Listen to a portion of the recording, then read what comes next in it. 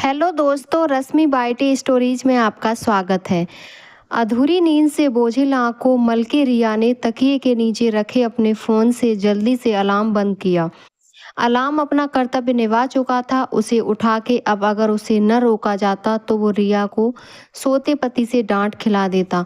सुबह के 5 बजे थे। घर की साफ सफाई, नाश्ता बनाना, पति के लिए खाना बनाना, बच्चों को तैयार करते, खुद भी तैयार होकर बच्चों को स्कूल छोड़ते, अपने स्कूल के लिए निकलना। अगले कुछ घंटे उसके ये सब निपटाते भागते दौड़ते निकलने थे। पति राजवीर मूडी आदमी थे। उन्हें रिया के सपने, शौक, पसंद नापसंद किसी चीज़ से कोई मतलब नहीं। परिवार के साथ घूमना फिरना, पार्क में जाना, चौपाटी जाना या कभी मूवी जाना, ये सब उसे बेकार के चोचले लगते थे। और तो और घर के ज़रूरी काम, बच्चे, उनका स्कूल, पेरेंट्स मीटिंग तक से वो मतलब न रखते थे। हाँ, पर बच्चों के रिपोर्ट कार्ड पर ज़रूर नज़र रखते थे। जहाँ किसी सब्जेक्ट में बच्चे कमज़ोर दिखे, रिया पर उबल पड़ते। औसत कद, गेहुआ रंग भरा हुआ शरीर, आधे चाँद के नीचे गंभीर चेहरा। कलेक्टर ऑफिस में बड़े बाबू थे। उनका रोज़ का शेड्यूल फिक्स रहता था। उठते ही फ्रेश होकर वॉक पर जाना, आकर चाय पीते पीते अखबार पढ़ना, फिर नहाकर नहाकर खाकर ऑफिस के लिए निकल जाना। शाम को घर आने की भी उन्हें कोई जल्दी न रहती। ऑफिस से 5 बजे छुट्टी तो हो जाती थी, पर दोस्तों के साथ गपशप मारते घूमते फिरते रोज रात 10 बजे के आसपास ही आते थे। घर के लिए राशन, सब्जी, बच्चों को घुमाना, उन्हें पार्क ले जाना, उनकी हर डिमांड पूरी करना, उन्हें होमवर्क कराना, सब रिया के ही जिम्मे था। रिया के लिए भी ये रोज के काम थे। वो रोज सुबह 5 बजे उठ ही जाती थी।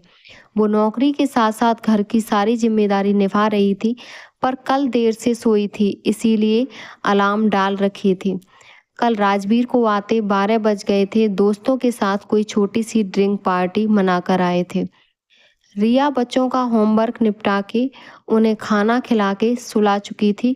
फ्रेश होकर राजवीर ने पूछा, क्या बनाई हो खाने में, और अपनी रोज की आदत के मुताबिक नई सब्जी की फरमाइश कर दी। कितना बोली थी रिया, रात बहुत हो चुकी है, आज जो बना है खा लो। पर राजवीर रिया की कोई बात नहीं माने थे।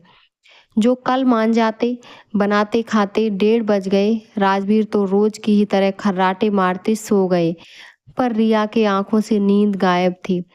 वो टकटकी लगाए सर के ऊपर अनमने से घूमते पंखे को देख रही थी।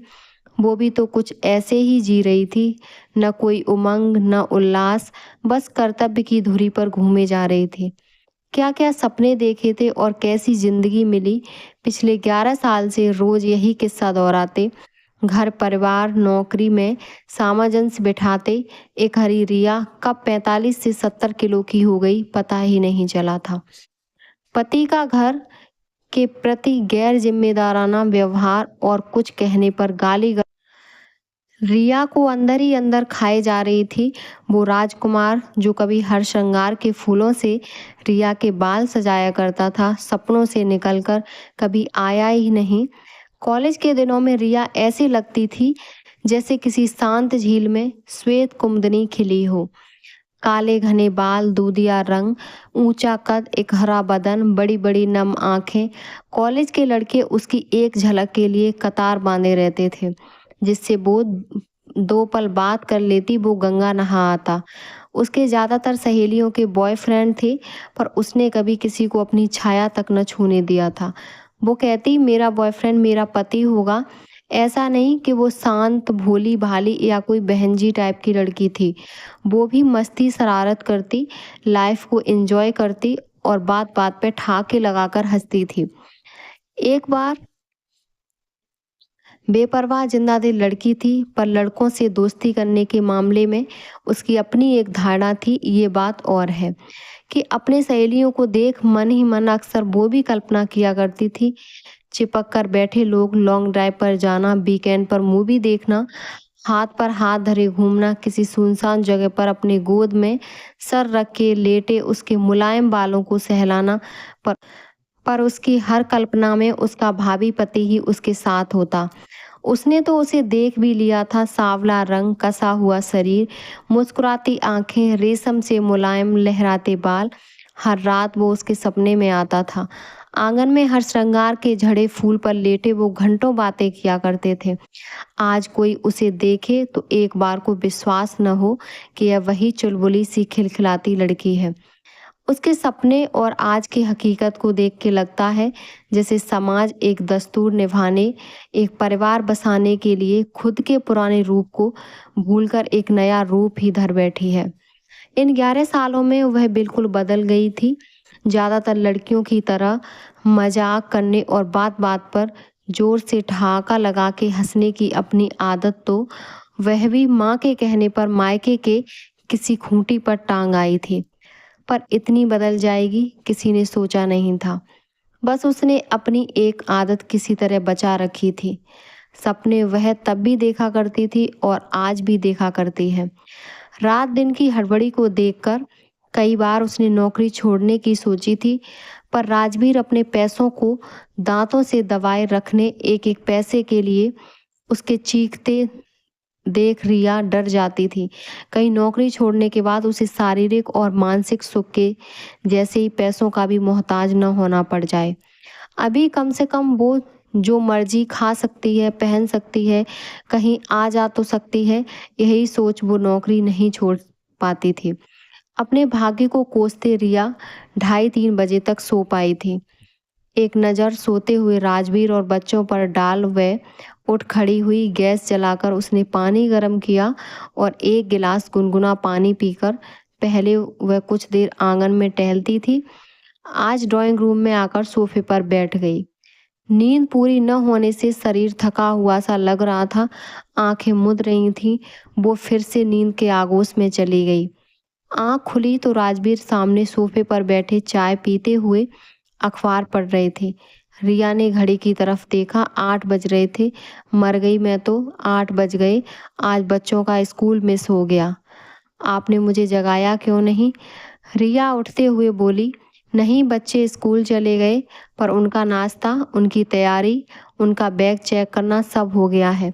तुम चिंता मत करो, घर परिवार बच्चे क्या सिर्फ तुम्हारी जिम्मेदारी है? सब कुछ अकेले ही निपटाने कितना थक जाती हो तुम। आज से मैं हर घड़ी तुम्हारे साथ हूँ। जाओ नहाकर तैयार हो जाओ, आज तो मैं तुम्हारे स्कूल छोड़ते हुए ऑफिस जाऊंगा। राजवीर मुस्कुराते हुए बोले।